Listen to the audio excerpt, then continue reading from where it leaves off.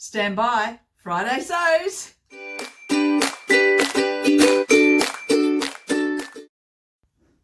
Hello. Welcome to Sewing Scenes with Deb. I'm Deb. I like to do sewing and knitting and crocheting and hand stitching and quite a few other crafts that I like to dabble in. This podcast is mainly about sewing and knitting. And today's episode is a Friday Sews, when I will be talking about what I've been making, what I'm wearing, and a bit about life. So what am I wearing? I'm wearing an oldie but a goodie. It's an ultimate shift dress by Sew Over It, one of their original patterns, I believe, one of the early days ones. And this is a tried and true pattern for me. I've worn it heaps. I've got some flared sleeves on it, which I flared out myself. I just did a slash and spread method and on the existing pattern, and then I just like that it flows a little bit for the warmer weather. Speaking of weather, oh my goodness, it's been so windy here. Just about, I don't know, 70 kilometers an hour sometimes, like extreme. And I've even had to forego some of my morning walks, which has been a little bit annoying. And of course, good old hay fever, my friend, is back. So I've been struggling away getting my hay fever under control.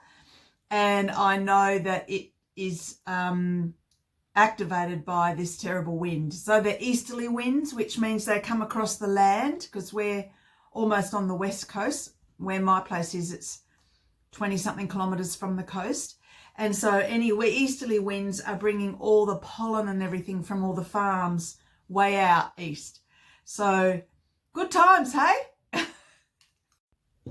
So what have I been making? Well, I reached a bit of a, I don't know what you call it, a hiatus when you go up and then come back down with the garment that I've been making for the frocktails, which anyway, this fabric, which was a lovely dress that I've chopped up to make into a pantsuit, it hasn't worked out.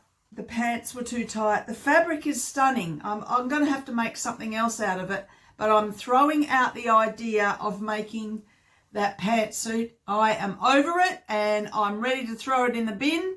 So I will keep the fabric, but I'm going to stick it in my scrap bucket. That's that. I haven't had anything else on my cutting table there. I haven't been making anything else except my knitting. So remember my knitting project, which is a lovely jumper. And I've got the front and the back done, which I might have shown you this already. It's going to be quite long. It might be too long yet, but we'll see. The armholes are really big, almost double the size I need, so they're going to be really low down. I don't know if I'm going to have to unpick it, because I've had a lot of trouble with the sleeves. So I've already frogged it once, and I'll talk about frogging in a minute. So these are sleeves, and I've been knitting both at once. They've worked out beautiful, very nice, until we get to the armholes, following the exact instructions.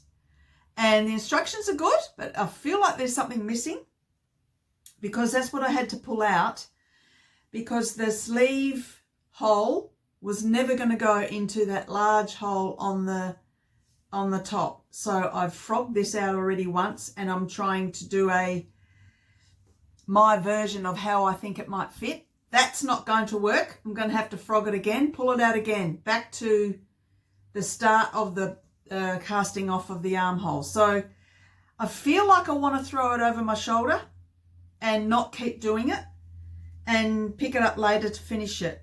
But I know me, and I'm pretty sure that I will forget how to do the pattern.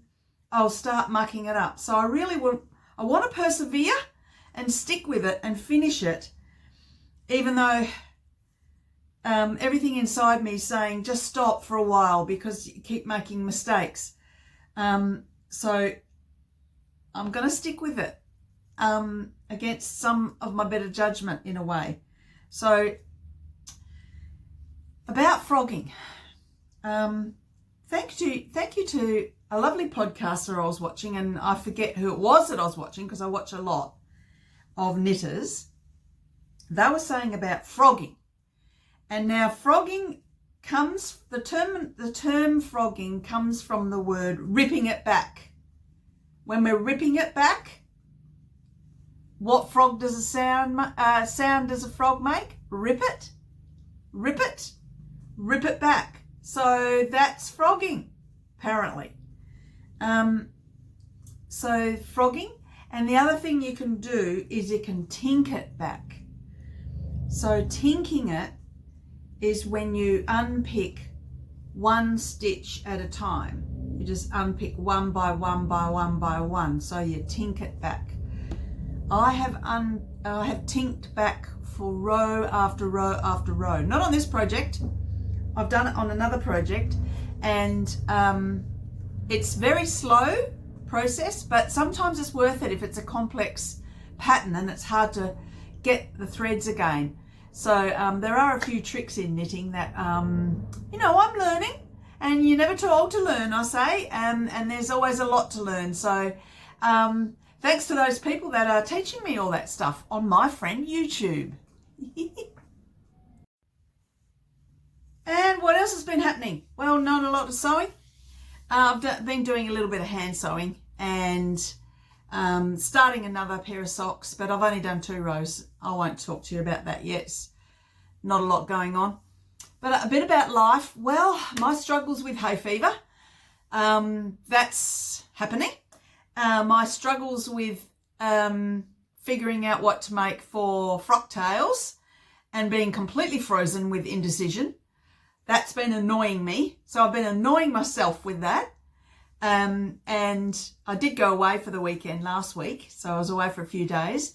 And the best news is that my daughter, my son-in-law, and my one and only grandchild, my grandson, have moved back to WA, back to Perth. So they're back to my city, and it's going to be fantastic to have them relatively close. They'll still be half an hour's drive away, but half an hour's drive is better than 4 hours on the plane.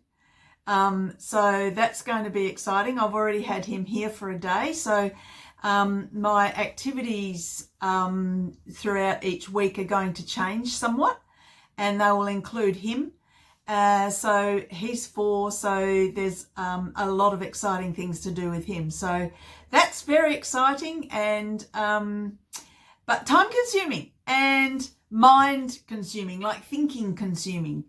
But yeah, that's what's been happening this end. My plans are for sewing. I want to make a couple of more of these, maybe this pattern, the sew over it shift dress, ultimate shift dress. I may make a couple more of these. I just need some cooler throw on dresses, because when I've transferred all my summer garments into my everyday wardrobe and swapped my winter ones out, I've realised that I've got less than I thought, and especially when it's hot. So that's on my list. So I will be going through my stash and seeing what I've got and starting to work out what I might make out of that.